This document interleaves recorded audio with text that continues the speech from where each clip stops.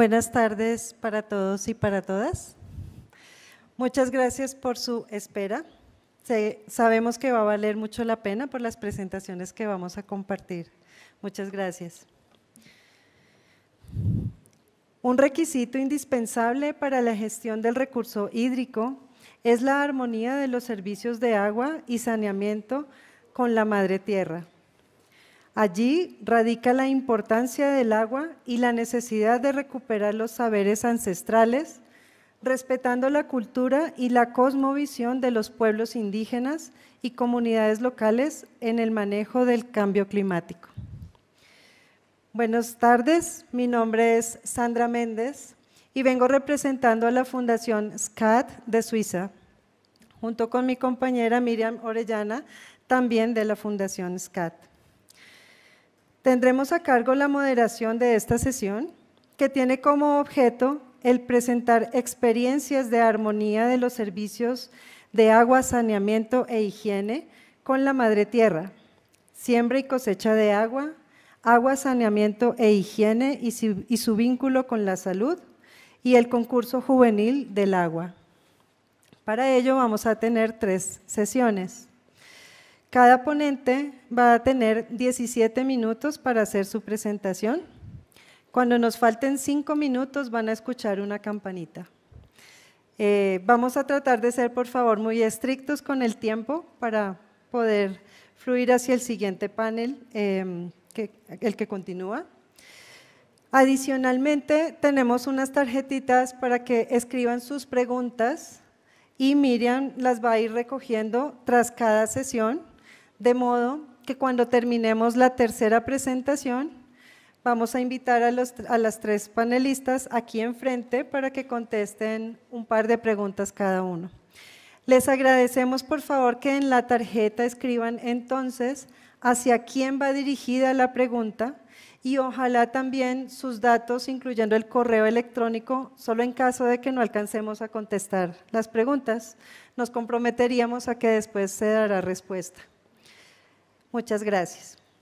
Vamos a empezar entonces con la primera ponencia, la cual está a cargo de doña Marcela Machaca Mendieta, cofundadora de la ONG Asociación Bartolomé Aripaya de Ayacucho, Perú. Ella nos presentará la experiencia de siembra y cosecha del agua de lluvia, SCAL, para la adaptación al cambio climático, recuperando conocimientos ancestrales andinos. Doña Marcela. Muchas gracias. Sí, por favor, bájalo para mi tamañito nomás. Muchas gracias. Yo quisiera que vengan a este lado un poquito para hacer una conversación más bonita. Hoy día tan especial porque tiene que ver precisamente con la resistencia de los pueblos.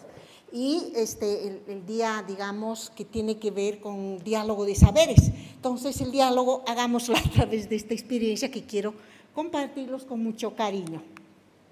Siembra y cosecha de agua de lluvia en la adaptación al cambio climático. Bueno, tiene que ver con una historia de traducción de lo que es nuestra forma de trabajar en las comunidades indígenas, en este caso quechua, y tiene que ver con la crianza del agua. Vamos a ver de qué se trata mejor. Como antecedente de esta experiencia, quiero contarles tan rápido, tiene que ver con una situación local de una comunidad que se llama Quespillacta, estoy hablando de Ayacucho, Perú, una de las comunidades del distrito de Chusche, y si a ustedes se les recuerda, Chusche es uno de los distritos de donde Sendero Luminoso dicta, digamos, la guerra interna en el Perú. Esta comunidad es una de las comunidades donde, digamos, se desarrolla la guerra y es la más afectada. Podrán entender lo que se trata de una situación de degradación, no solamente, digamos, de los llamados recursos, aparte de que su ubicación, estamos hablando de comunidades ubicadas en la cabecera de Cuenca. Pueden ver la situación de esta vaquita, por ejemplo, comiendo cactáceas quemadas o espinas, significa que no hay agua. Y también está, de hecho, la agudización de los efectos del cambio climático. El cambio climático para nosotros no es de hoy, es desde hace mucho tiempo, hace 50 años, ya prácticamente en estas comunidades desaparecen los llamados glaciares, ¿no?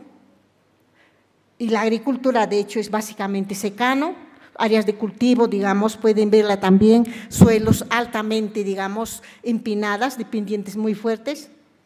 Y la situación, la justificación de esta experiencia tiene que ver, de hecho, en el momento actual con la situación, digamos, ambiental que estamos pasando en realidad en el mundo.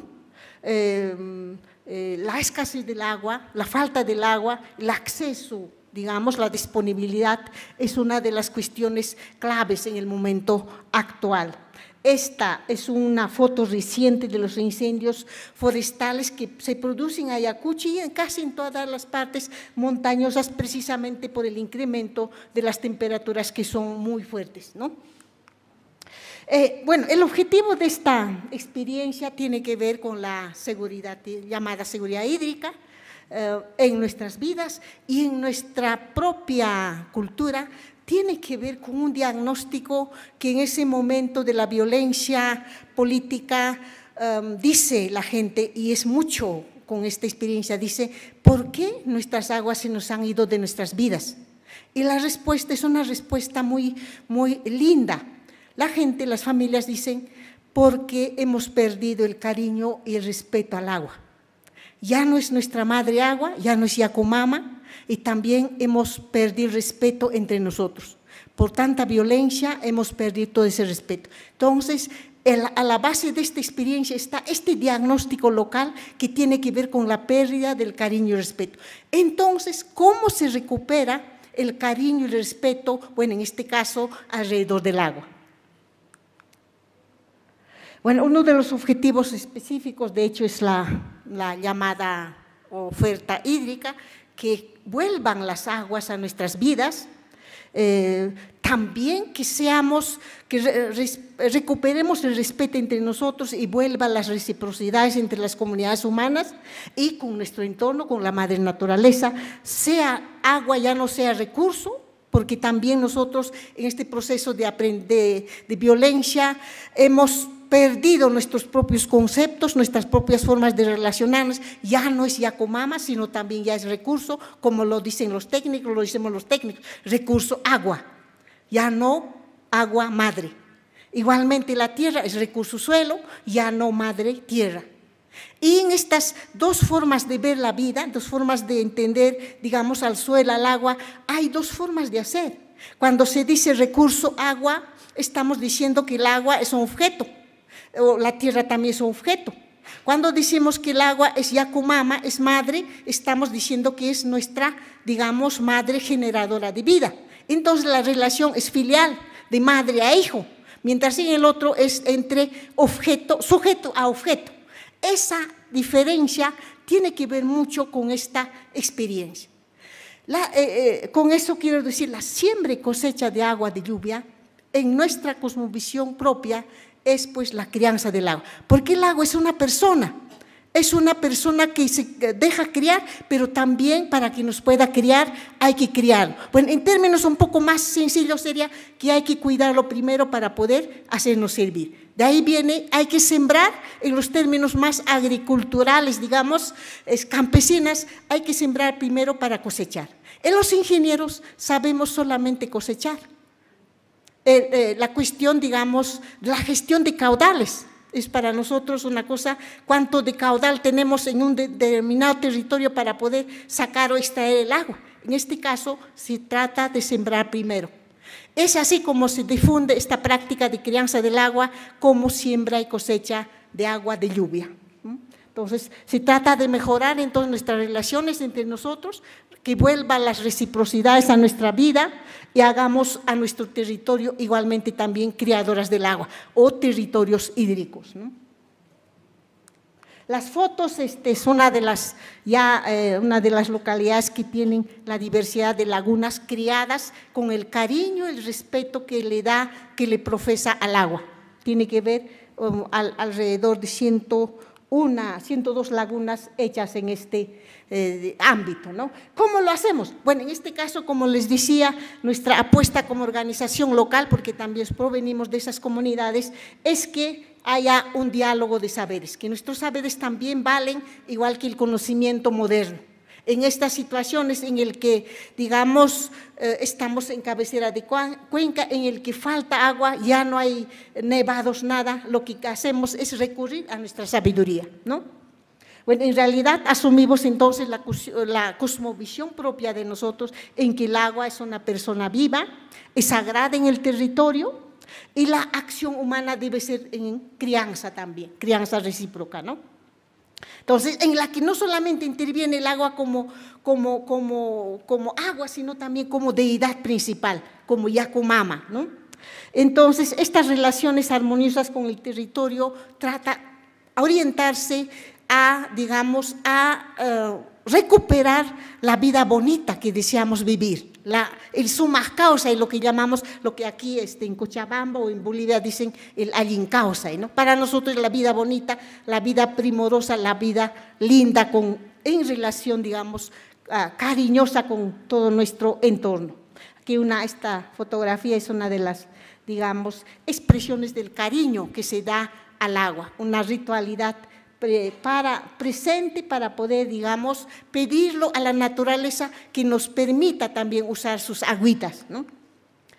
A la área geográfica ya les dije que tiene su origen en una comunidad que ha sufrido mucho la violencia, los estragos de la violencia, en este caso desde la década del 80, 90 hasta 2000, y también la modernización excluyente, porque igualmente para la modernización nuestros saberes, para el conocimiento moderno, nuestros saberes locales son a lo más saber previo. Y eso hay que anotarlo bien, hay que subrayarlo bien. No es un saber previo, es un saber uno más para estas comunidades, ¿no?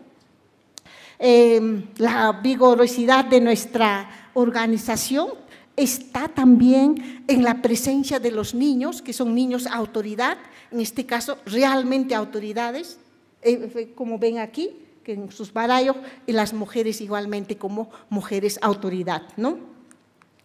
Esta comunidad, como les decía, está en Chusche, en Ayacucho, que abarca 2 cuencas, para quienes quisieran informarse más, está en Cuenca Cachi-Mantaro y Cuenca Pampas, en la cabecera misma, y pertenece a este distrito emblemático que es Chusche, ¿no? Ese es el contexto comunal. Contexto nacional, creo que sabemos, la falta de agua es un problema no solamente para Bolivia, sino también para Perú y los países montañosos, ¿no? Donde en caso de Perú la agricultura, la ganadería es básicamente de secano, con las lluvias, ¿no? Bueno, resultados de esta forma de hacer, porque lo que hacemos es en realidad recuperar toda nuestra cosmovisión alrededor del agua y digamos, en el marco de la recuperación de la agricultura tradicional. Vamos a compartirlo, vamos a verlo. Tenemos, de hecho, acompañantes que somos técnicos, que somos ingenieros, que hemos vuelto a nuestra comunidad a campesanizarnos de vuelta para poder acompañar. Aquí lo que hablamos nosotros para poder entender la cosmovisión nuestra propia, digamos, de nuestros orígenes, es un poquito desaprender lo que hemos aprendido en las universidades. Yo soy agrónoma de profesión, como decía, pero aquí me siento en la comunidad una agrónoma desprofesionalizada, una agrónoma chacarera. Entonces, una de las, digamos, los actores claves es el mismo equipo que tiene esa formación técnica, pero al mismo tiempo hacemos, digamos, que nuestras profesiones sirvan a la comunidad, y para eso necesitamos bajar esa arrogancia a veces que aparece en nuestras profesiones, que el ingeniero es el que soluciona los problemas. No, aquí solucionamos nosotros quienes vivimos aquí en estas tierras, no es el ingeniero. El ingeniero puede aportar y aporta con sus conocimientos también adquiridos, pero no es el más. Es igualmente, digamos, nuestras relaciones horizontales. Bueno, esta experiencia se hizo también con cooperantes externos, uno de ellos, el aliado de esta sexta conferencia, el Betas, que seguramente está alguien por aquí, también ha apoyado esta experiencia, ¿no? Bueno, quiero poner lo que había dicho al inicio, que no se cosecha, para los campesinos, no se cosecha lo que no se siembra. Eso es una frase muy poderosa porque decimos, ¿qué vas a cosechar si es que no has sembrado? Si cosecharías nomás, eres un ratero de la naturaleza. Eres uno que obtiene de la naturaleza gratuitamente. En este caso, la siembra tiene que ver con ese conjunto de prácticas que tratamos de aprovechar en la parte alta, en las holladas, por ejemplo, existen vasos naturales, ahí retenerlo las aguas de lluvia para que aguas abajo, laguna abajo, pueda infiltrar, y ese es el uso que hacemos. Ya en la parte baja, y ese conjunto de prácticas lo llamamos la cosecha, ¿no? Pero en nuestros propios términos, esto viene a ser una forma de relacionarnos con el agua y criarnos mutuamente. Ella nos tiene que criar si es que lo criamos nosotros, ¿no? Entonces, la siembra y cosecha de agua de lluvia, o esta siembra y cosecha de agua de lluvia que se acuñó en el proceso de difusión, tiene que ver con la crianza del agua, no es otra cosa, ¿no? Disculpen, por favor. Entonces, los resultados, los impactos que tiene esta práctica de muchos años, en realidad estoy hablando de la década del 90, la primera experiencia que tenemos desde 91, 94, hasta hoy. Entonces, hasta ahora se ha logrado 121 lagunas de lluvia, lo llamamos, son, digamos, resultado físico de este proceso en el que se tiene, digamos, las lagunas de lluvia con diferentes cantidades o capacidades de almacenamiento, ¿no? Uno que tiene hasta 450.000 metros cúbicos de agua, por ejemplo. Pero en total, en la época de seca, se ha cuantificado la cantidad de agua que recuperamos a través de esta práctica, 3 millones tantos de metros cúbicos de agua superficial. Aparte, independientemente de aguas que infiltra a los acuíferos, ¿no? Son estas aguas superficiales, no más, las que están, digamos, en las llamadas lagunas de lluvia. Aquí pueden ver la diversidad de lagunas en la cabecera de Cuenca que se hicieron como un rosario, y ahora es una de las, digamos, en lugar de los nevados que antes había, estas lagunas cumplen esa función sistémica, ecosistémica, de hacer fluir el agua de manera permanente sin secar. Estas tienen diferentes antigüedades. Esta, por ejemplo, ya tiene 15 años, la primera tiene 30 años de construcción, ¿no?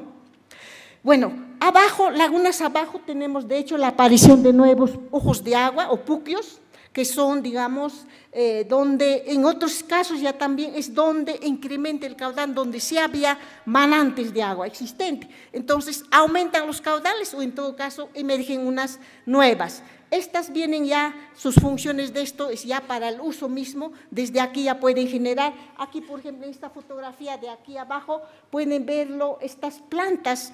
En nuestra propia cosmovisión también el agua va a acompañarnos siempre y cuando también tenga su madre. Tener su madre es recuperar la diversidad de plantas que le acompañan al agua. Una de ellas es la putaja, es el género Rumex, una de las plantas bondadosas, pero también la diversidad de gramíneas que existen, y se trata de recuperar porque hay plantas que regeneran el agua, que generan el agua, plantas que, digamos, la calidad del agua, plantas que se dice limpian, purifican el agua, plantas que infiltran también. Hay como 25 plantas que hemos registrado desde la propia cosmovisión de la gente, que son plantas llamadoras o plantas madres del agua. Una de ellas es esta putaja que se hizo muy popular, y la gente, la familia, lo que hace es cuando ya emerge, o en todo caso para que emerja agua abajo, se va plantando. Estas son plantaciones recientes, por ejemplo, ¿no? Las lagunas, entonces, ya aquí pueden verla que son, digamos, ya en el paisaje agua disponible.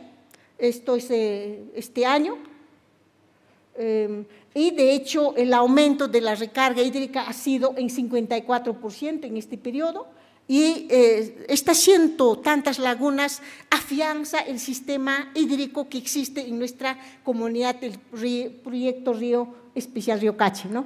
Bueno, me pasé demasiado rápido, también dimensión ambiental, el uso del riego presurizado o microriegos, pueden verlo.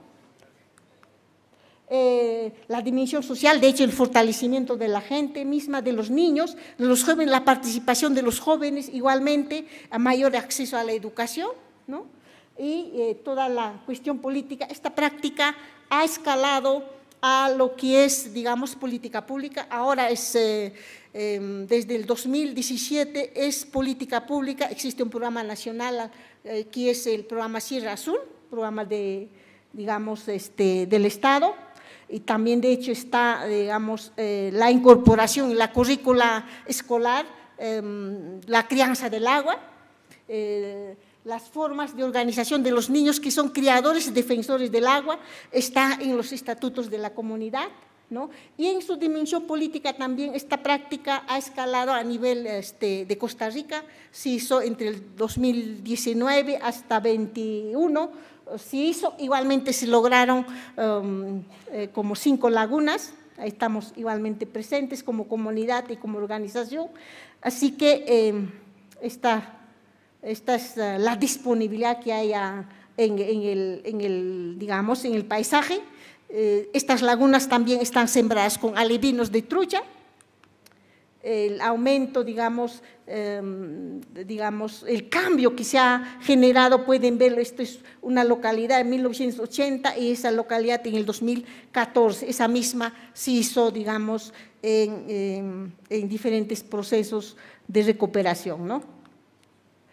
Bueno, y ese fue ganador del Premio Nacional Ambiental en 2014, el COP20, igualmente también ha sido una de las experiencias homenajeadas por la FAO, y aquí quiero decirlo con ese término, esta experiencia, dice, ha inspirado la decisión tomada por el Ministerio de Agricultura para formular la siembra del agua. Pero aquí hay una cuestión importante, es que la FAO dice, la cultura de la crianza del agua merece ser recuperada, la agrobiodiversidad, ¿no?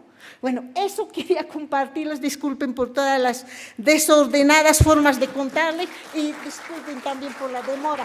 Muchas gracias.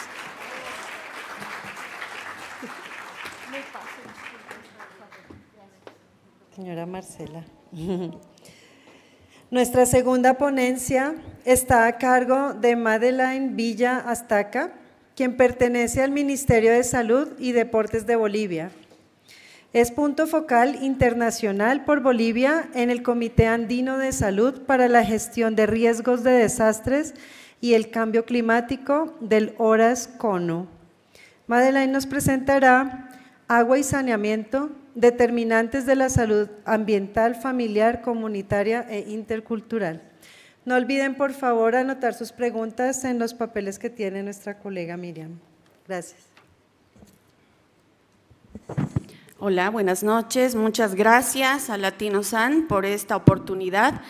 Y para el Ministerio de Salud es importante presentar esta ponencia porque estamos conscientes que salud, agua y saneamiento están estrechamente vinculados, ¿no?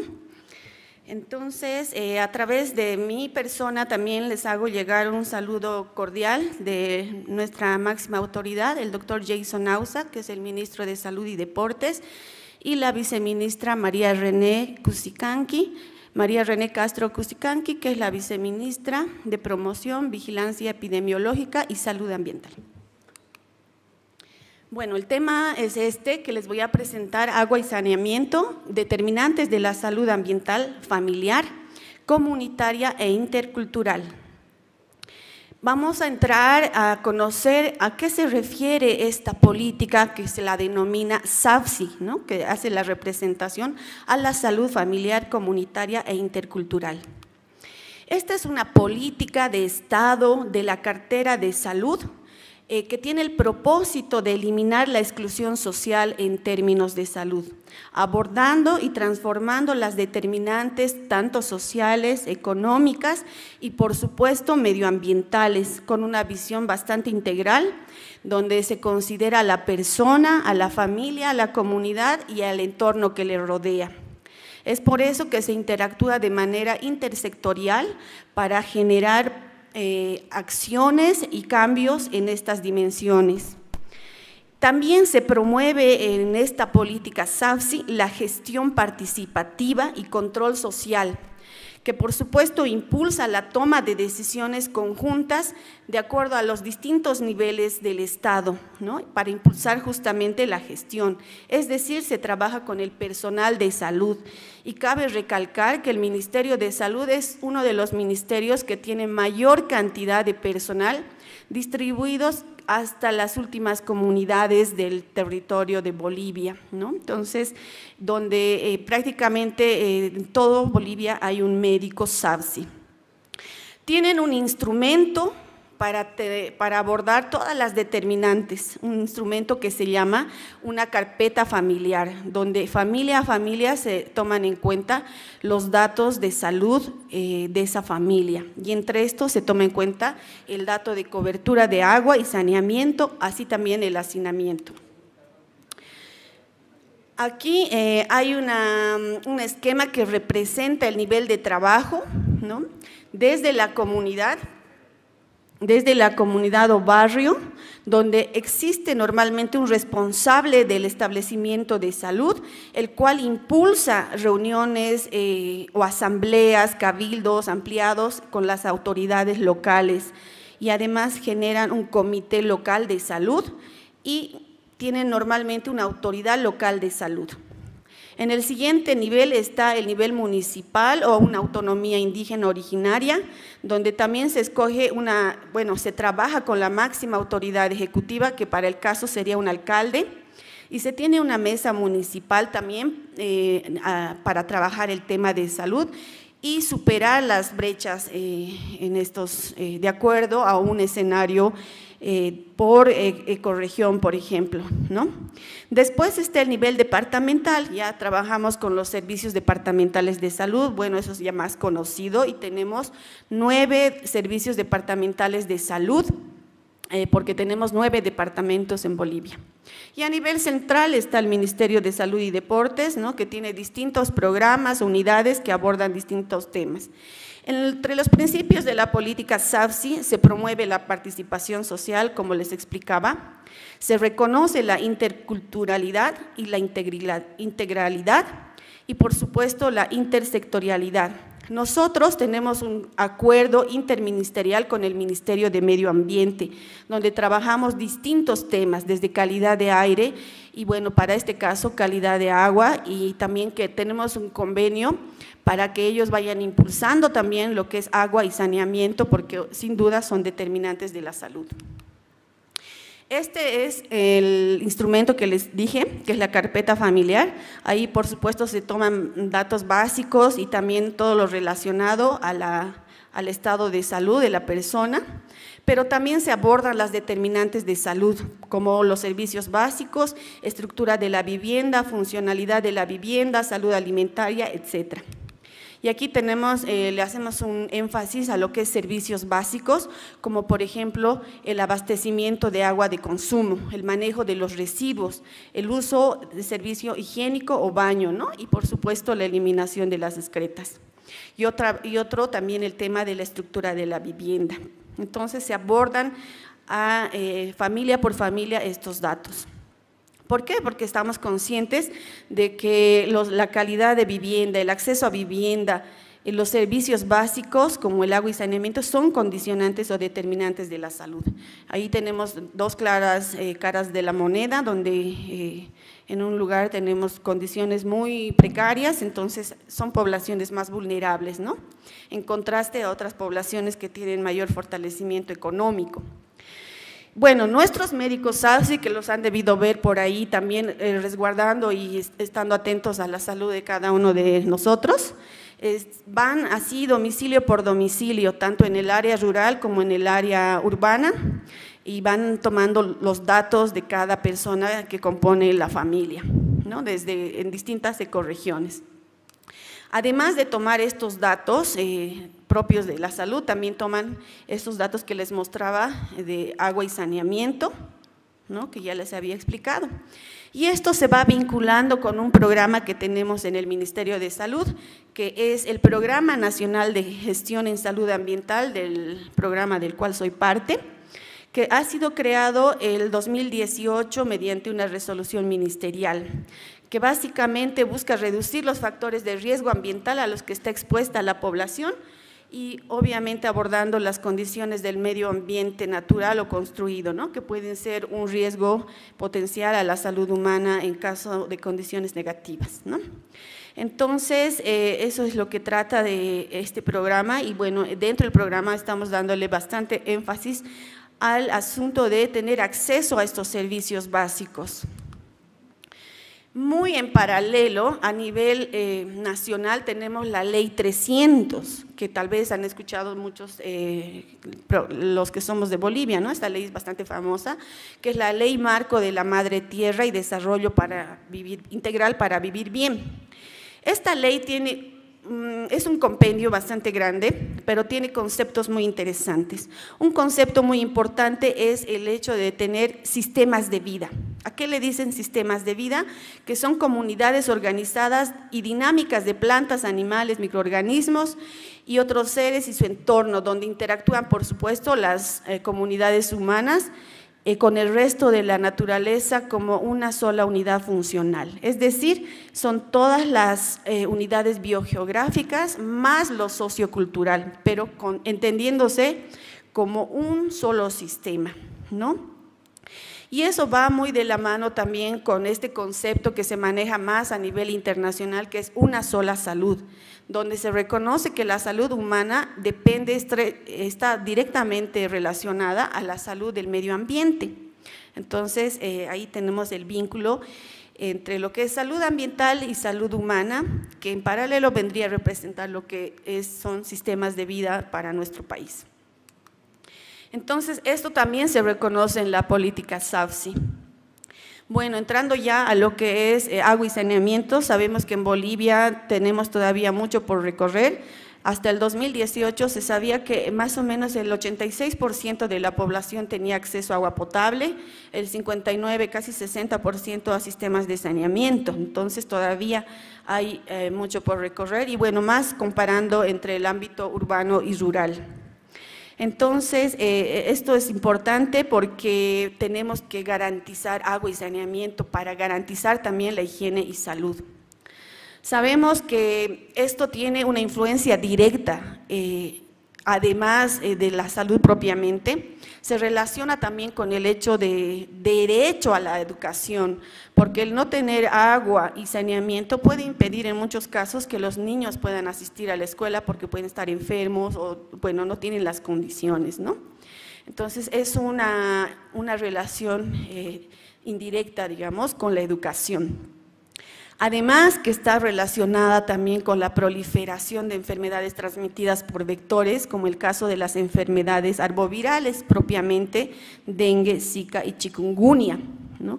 En las regiones donde las personas no tienen abastecimiento de agua constante o no tienen, ellos tienen que recurrir a abastecerse a través de cisternas de agua o a través de la captación de agua de lluvia o de distintas otras fuentes que no son de la red de distribución típica, ¿no? Entonces, lo que hacen ellos es almacenar agua en tachos, en distintos recipientes y, por supuesto, estos son medios de proliferación donde los mosquitos ponen sus huevos y se proliferan y constituyen un riesgo para las personas, ¿no? Para la salud de las personas. Y bueno, no es coincidente que los casos empiezan a subir especialmente en temporadas de lluvia. También se relaciona la carencia de cobertura de agua y saneamiento con la malnutrición o desnutrición y la mortalidad infantil, por supuesto. Por un lado, porque la carencia de agua agrava la pobreza de las poblaciones, porque, por ejemplo, no tienen agua para el cultivo de sus alimentos, que son sus medios de subsistencia. Además, agrava también los casos de enfermedades diarreicas, ¿no? Se elevan en sectores donde carecen de estos servicios. Bueno, aquí hay un cuadro que representa el hecho de la relación de la carencia de cobertura de agua y saneamiento con las enfermedades de infecciones relacionadas con el agua, por ejemplo, el cólera, los organismos entéricos, justamente las enfermedades arbovirales, y bueno, así podemos ir citando otros ejemplos, ¿no? Porque también eso se relaciona con la calidad de agua. Bueno, tenemos también los datos por cada departamento de las enfermedades diarreicas agudas, que desde la gestión 2017 hasta el 2021 han ido disminuyendo, particularmente hasta el 2020, ¿no? Y eso también se debe porque ha ido incrementándose la cobertura de agua, con excepción de algunos departamentos como en el Beni, que sí se tiene todavía serias dificultades de cobertura de agua y alcantarillado. Y este cuadro también representa lo que les decía, la recurrencia de enfermedades diarreicas agudas por gestión y por cada departamento. Entonces hay mayor casos de estas enfermedades diarreicas en Beni particularmente y Chuquisaquilpando. Lo propio para los casos de dengue, ¿no? Entonces, donde hay carencia de cobertura de agua, también hay bastantes casos de dengue. Y aquí tenemos la clasificación por cada municipio. Asimismo, también nuestro programa realiza la vigilancia de la calidad de agua de consumo humano, que tenemos acceso para esta información a través de este geoportal, que está ahí el vínculo. Entonces, ahí podemos ver en cada municipio cuál es el nivel de riesgo de la vigilancia en relación al agua de consumo humano, ¿no? Que va desde sin riesgo, bajo riesgo, riesgo intermedio hasta riesgo muy alto, ¿no? Entonces, hay municipios que sí tienen esta categorización. Y aquí está el cuadro. Y bueno, también decirles que hasta el 2018 tenemos más o menos cubierto el 37% de municipios con vigilancia de la calidad de agua de consumo humano, es decir, tenemos mucho todavía que monitorear. Y bueno, los datos hasta el 2022 todavía están siendo sistematizados y cabe recalcar que por efectos de la pandemia el Ministerio ha tenido que atender bastante a los temas del COVID, entonces ha habido un periodo de ruptura a partir del 2018, ¿no? Y esta gestión estamos retomando toda la sistematización de datos también para tener esta vigilancia actualizada. Bueno, eso es lo que tengo para comentarles y contarles del trabajo que realiza el Ministerio de Salud y Deportes y bueno, atenta a sus preguntas. Gracias.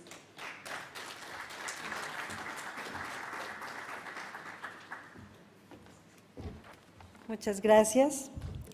Nuestra tercera y última ponencia de esta sesión está a cargo de Karen Rodríguez, quien es ingeniera ambiental y coordinadora técnica ambiental de la Fundación Gaia Pacha y tiene experiencia en talleres y capacitaciones para jóvenes y adolescentes.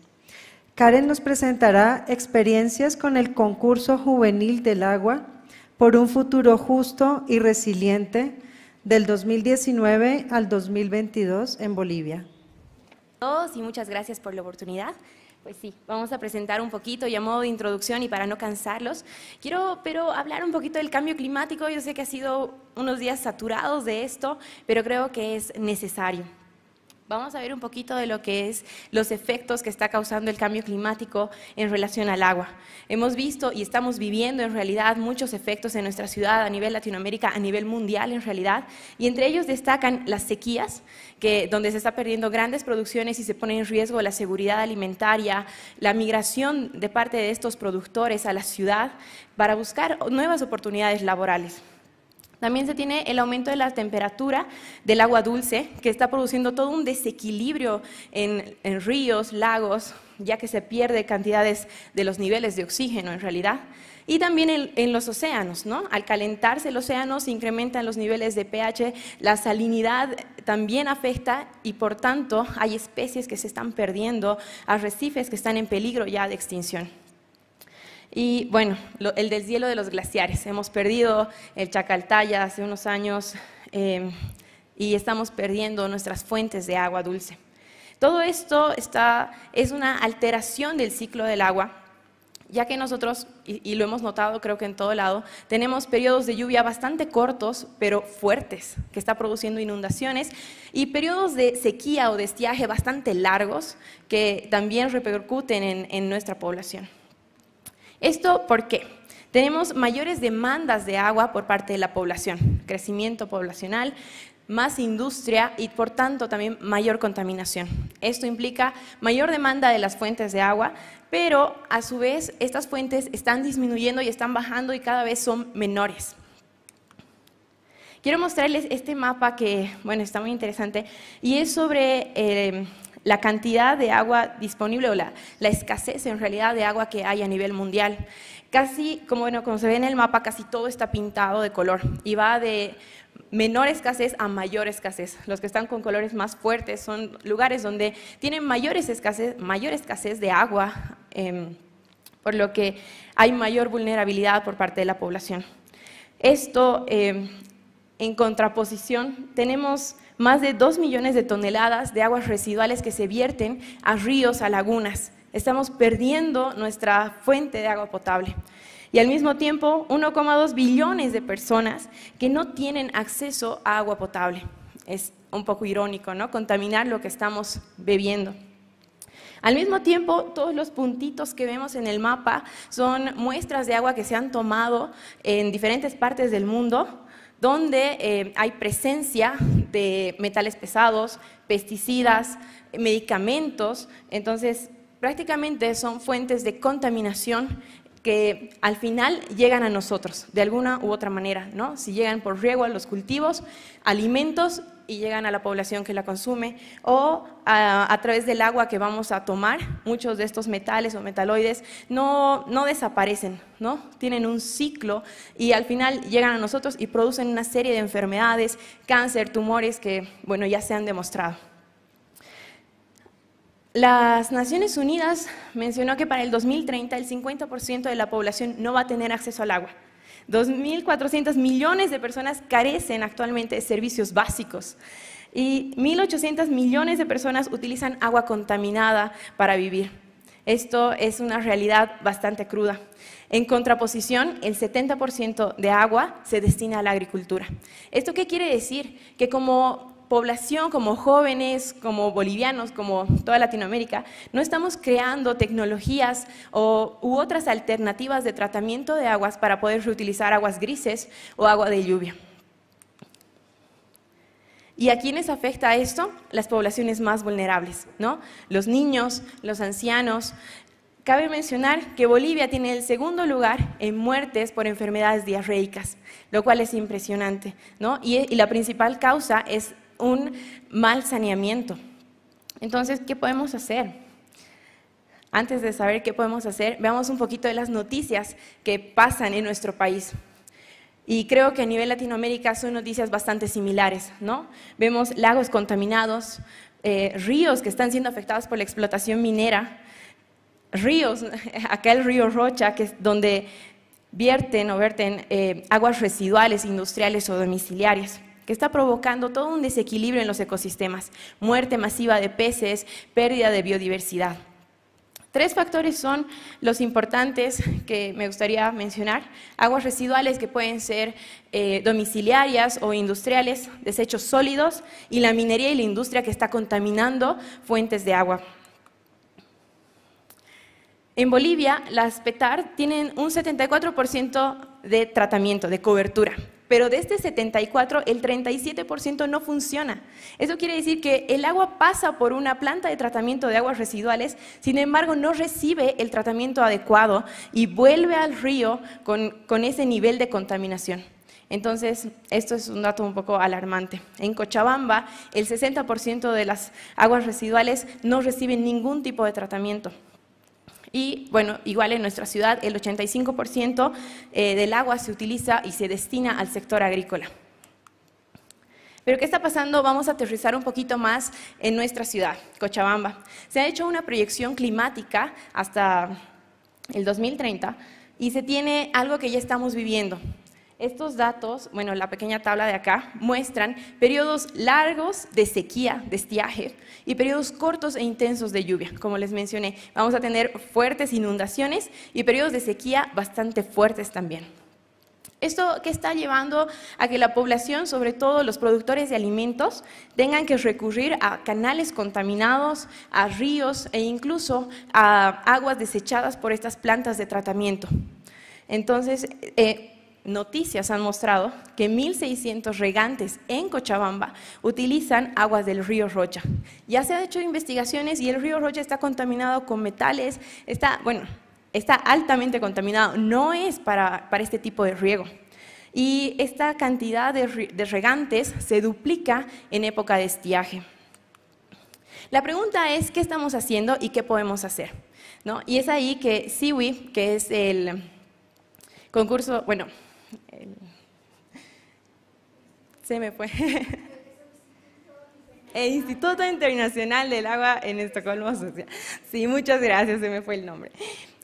Bueno, este instituto lanza un concurso juvenil para promover eso, que los jóvenes, viendo todas las problemáticas que hemos visto, y ellos puedan aterrizar a la problemática de su ciudad, de su comunidad, y vean la realidad que están viviendo, y puedan presentar nuevas tecnologías, nuevas alternativas, ¿para qué? Para que ellos mismos puedan acceder a agua potable, a un saneamiento adecuado, a una higiene menstrual, entonces sana, obvio. Y es así que, bueno, con la Fundación Ayapacha estamos implementando el concurso juvenil del agua en Bolivia, que tiene por objetivo precisamente lo que les decía, promover y generar estas ideas que sean aplicativas a la realidad boliviana. Sabemos cuáles son los problemas que tenemos en mi comunidad y quiero involucrarme, quiero generar nuevas ideas, nuevos proyectos. ¿Para qué? Para dar soluciones y también para generar conciencia en la población. Este concurso consta de 3 etapas principales. La primera etapa es donde los participantes presentan su idea, que pueden estar en 3 categorías: saneamiento, cuidado del agua e higiene menstrual. En una segunda etapa, los jóvenes y adolescentes presentan ya el proyecto completo. Ya para una tercera etapa están solo los finalistas, donde se elige ya al ganador y tienen que presentar todo el proyecto, videos, presentaciones. Para ello, bueno, durante las 3 gestiones, hemos empezado con 89 inscritos a nivel Bolivia y, bueno, las buenas noticias ha sido el interés por parte de todos los adolescentes y jóvenes de los colegios, ¿no? Se ha duplicado prácticamente la cantidad de jóvenes inscritos y capacitados. Las capacitaciones que se realizan las centramos en 3 áreas. Primero, porque sabemos que son adolescentes, son jóvenes que, bueno, en el colegio no siempre tienen la oportunidad de tener una base científica, ¿no? Muchos no sabemos cómo redactar un artículo científico, una nota conceptual, entonces vamos empezando con eso, una metodología de la investigación. Estos temas son dados por catedráticos de la universidad, gente que se dedica a la investigación.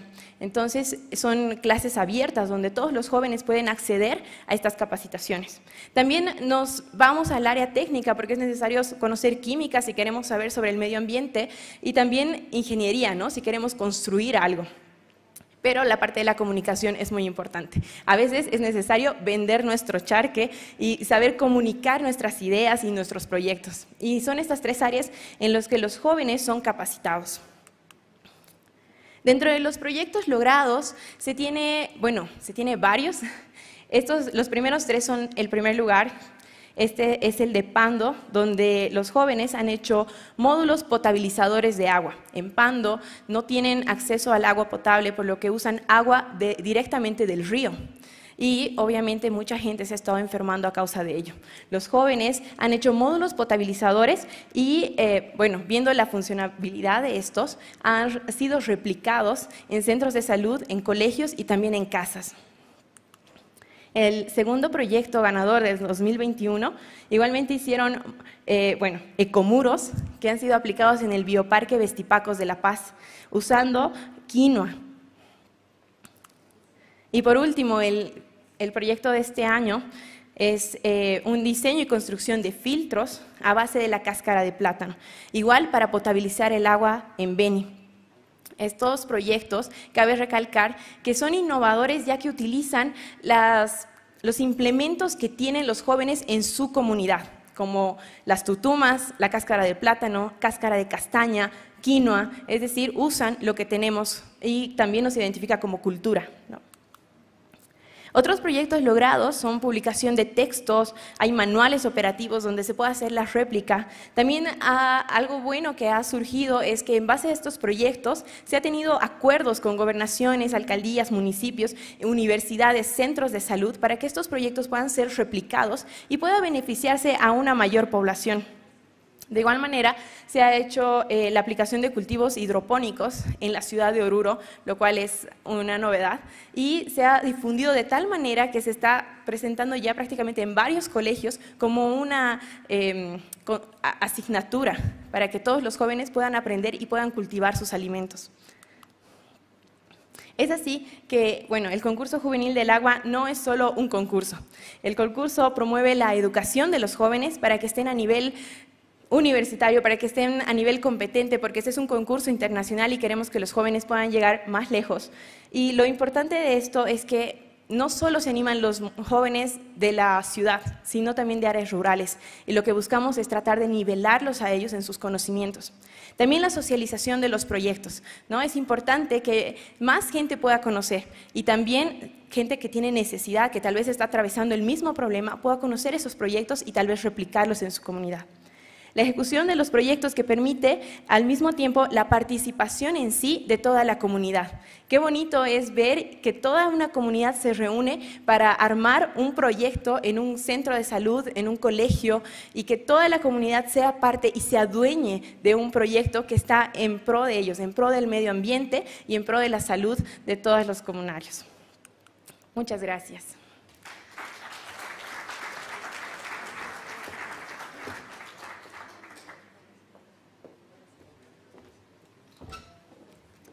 Muchas gracias a nuestras 3 presentadoras. Son 3 presentaciones bastante enriquecedoras y complementarias. Les invitaría por favor a pasar adelante. Mientras nos acomodamos, yo voy a leer un corto resumen que tengo de las 3 presentaciones. En la primera sesión, donde escuchamos a la señora Marcela Machaca, se resaltó un cambio en el nombre que le damos normalmente a los sistemas de cosecha de agua-lluvia por siembra y cosecha. Es algo bastante innovador y totalmente traído de la cultura de la comunidad. También ella resaltó que observando la vegetación se puede verificar la falta de agua en los ecosistemas, por ejemplo. Y preguntó o comentó que se compartían la pregunta de por qué el agua se ha ido de nuestras vidas. Y a eso respondieron porque hemos perdido el cariño y el respeto por ella y hemos perdido el cariño y el respeto entre nosotros. Y su apuesta, su modelo es cómo lograr recuperar ese cariño y ese respeto por la madre agua, mejor llamada que recurso, resaltando que cuando se le llama recurso estamos hablando de una relación sujeto a objeto, mientras que cuando hablamos de madre agua estamos hablando de la generadora de vida y cambiamos a una relación más de madre a hijo mucho más cercana. La solución propone redes a nivel territorial, promocionando también el diálogo de saberes e involucrando a diferentes actores con relaciones horizontales en el territorio en donde nace el agua.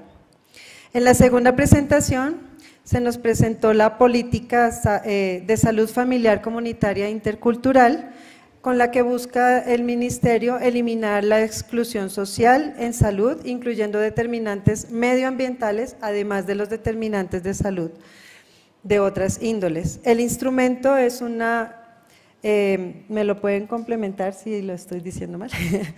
El instrumento principal es la elaboración de una carpeta familiar que se hace a través de visita de los médicos a los domicilios y es un proceso que también involucra a otras autoridades a nivel departamental y sus instancias y a nivel central, promoviendo la intersectorialidad también, por ejemplo, a través de la relación con el Ministerio de Medio Ambiente.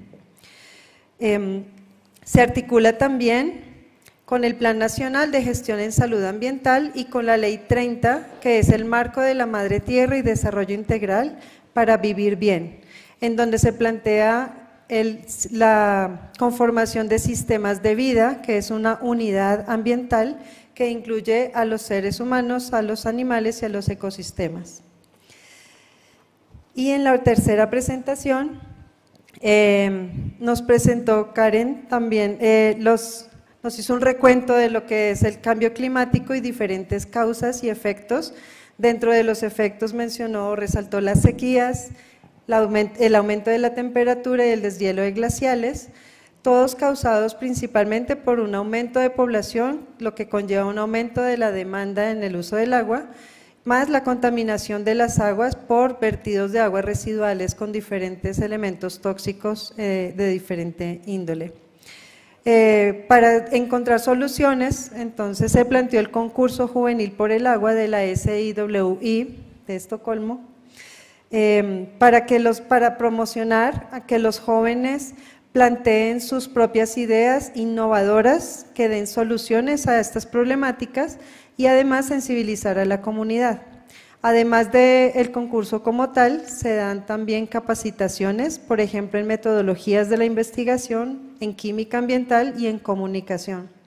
Dentro de los principales resultados, los ganadores en el año 2020, 21 y 22 fueron Pando, La Paz y Beni, respectivamente, implementando o proponiendo, por ejemplo, sistemas con filtros en general con materiales que tienen a la mano en su propia comunidad. Además tienen documentos y guías, acuerdos con múltiples actores para facilitar la réplica de las ideas presentadas por los jóvenes y el aumento en el cultivo de alimentos. Todo ello a través de una promoción de la educación en los jóvenes. Voy a compartir entonces una pregunta en aras del tiempo para cada una de nuestras panelistas. Podríamos empezar por la señora Marcela,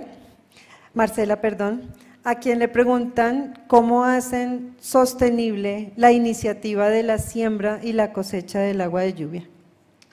Bueno, ya es sostenible porque tiene que ver con todo el uso de lo que tiene la comunidad. En primer lugar, está la cultura misma, la vigorización de la cultura local, su cosmovisión, y eso es sostenible porque estamos devolviéndole la dignidad, no solamente al agua, sino también a los humanos.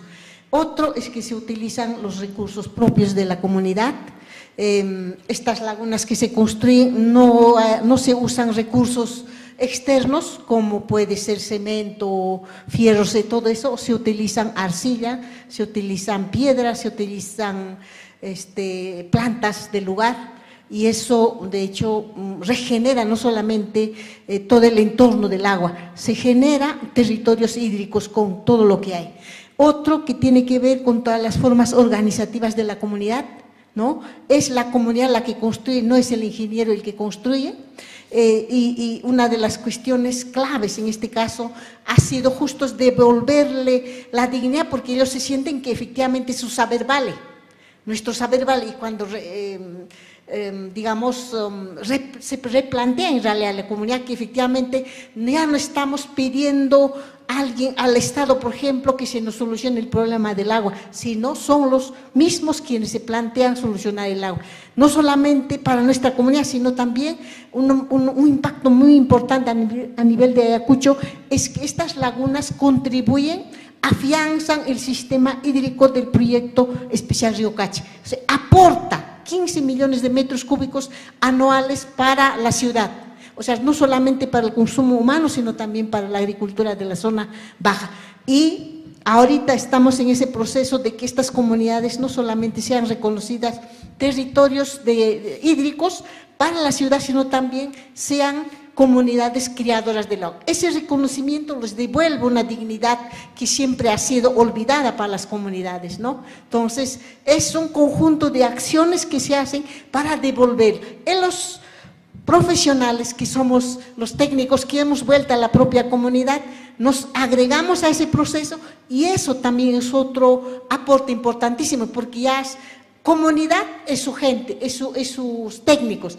Es así como hemos ido a Costa Rica, por ejemplo, estamos yendo a Guatemala también. ¿Para qué? No para decirlo, construyan de esta manera, sino también estimularlo a esas familias, a esas comunidades, decirlo que también debe haber algunas otras formas. Y en efecto hemos encontrado una diversidad de prácticas, por ejemplo, en Costa Rica, que ellos también tienen. Hay un acercamiento muy profundo al agua. Lo que está también tras de esta experiencia es que el agua se le valora únicamente por el componente económico, ambiental, social. En este caso las familias lo valoramos por la dimensión espiritual que tiene el agua. Esa dimensión es lo que le da una sostenibilidad clarísima durante todos estos años. No solamente estamos aportando agua para Ayacucho, sino agua para conceptos, por ejemplo, ¿no? Nuestra propia práctica y eso le hace sentir a la comunidad que nosotros sí podemos aportar incluso soluciones al mundo. Y esos son sostenibles, ¿no? Y aquí no se trata únicamente de dar agua, sino es trabajar todo el entorno. Es todo el entorno, el agua, el suelo, la gente y nuestra relación básicamente como entre personas, al agua también como madre. Eso. Muchas gracias. Muchas gracias. Para Madeleine tenemos cómo coordinan con el Ministerio de Ambiente cuando hay problemáticas medioambientales en el proceso. Bueno, esta gestión, a inicios de año recién se ha firmado el convenio entre ambas instituciones. Tenemos una agenda en la cual estamos priorizando ciertos temas como agua y saneamiento, por ejemplo, también calidad de aire, ¿no? Entonces tenemos esta coordinación de manera progresiva y es la primera vez también que se está trabajando entre estas dos carteras de Estado. Y bueno, en cada ministerio tenemos un punto focal por cada tema y de acuerdo a eso vamos abordando y trabajando cada tema, ¿no? También tenemos, por ejemplo, medicina tradicional, que también lo estamos viendo con la farmacopea, con lo que serían biodiversidad, ¿no? Tenemos varios temas. Sí, gracias. Okay. Muchas gracias. Para Karen, ¿se está dando algún tipo de seguimiento a los proyectos que han ganado en el concurso? Wow. Sí, les cuento buenas noticias. Sí, o sea, los proyectos son financiados en realidad por UNICEF, por la Embajada de Suecia y hay toda una organización que se encarga, bueno, Aguatuya nos colabora con la ejecución de los proyectos, es decir, se hacen análisis de agua, igual antes y después, para ver que los proyectos funcionen realmente y sean aplicables. Y también, después de un tiempo, se hace monitoreos para ver si, digamos, hay que cambiar los filtros, si está funcionando, si ha pasado algo, si se rompió o algo, hay que ver todo ese proceso. Entonces se hace un monitoreo constante y la buena noticia es que este concurso ha logrado grandes beneficios para jóvenes bolivianos porque la mitad de los participantes ha viajado y se ha ido y ha conseguido una beca para poder realizar otros estudios. Entonces creo que es una puerta abierta para todos y bueno, creo que sí. Gracias. Muchas gracias. No sé si de pronto hay una pregunta adicional que pueda surgir en este momento desde el público. ¿Me prestas, por favor?